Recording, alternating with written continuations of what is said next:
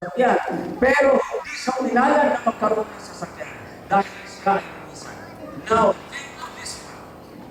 Kung bibigyan siya ng Allah na bumalik sa mundo, sasabihin niya ba, Ya Allah, pabalikin mo ako sa mundo dahil hindi pa tapos ang bahay.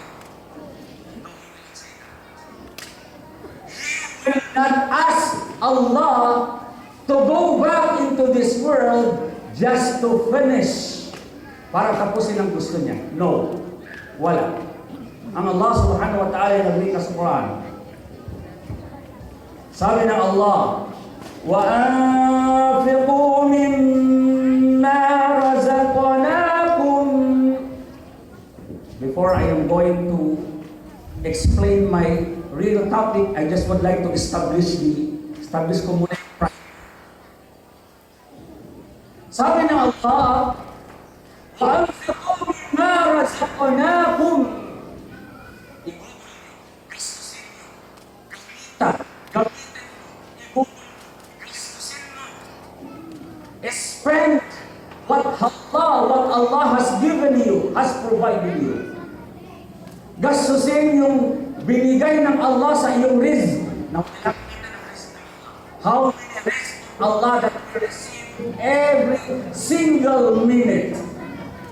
Wallahi, yung paghinga natin, biyaya ng Allah. Ang pandinig natin ay biyaya ng Allah. Ang pagsasalita natin ay biyaya ng Allah. Rizq ng Allah. Ang tanong, na natutuwa tayong magpasalamat sa Kanya.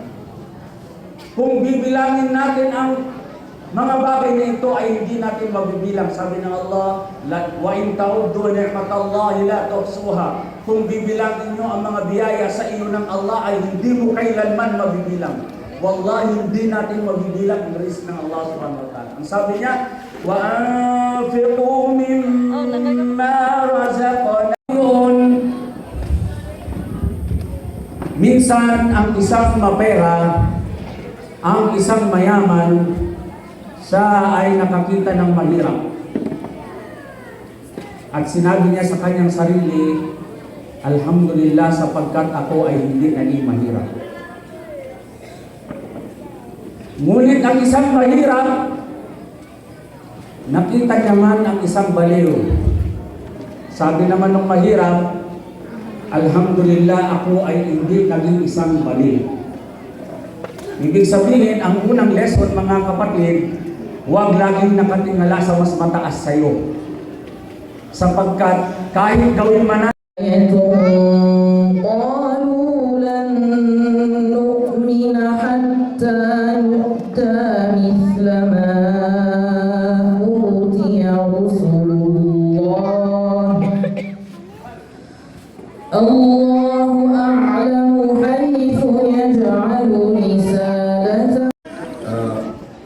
Mga ulama, speaker,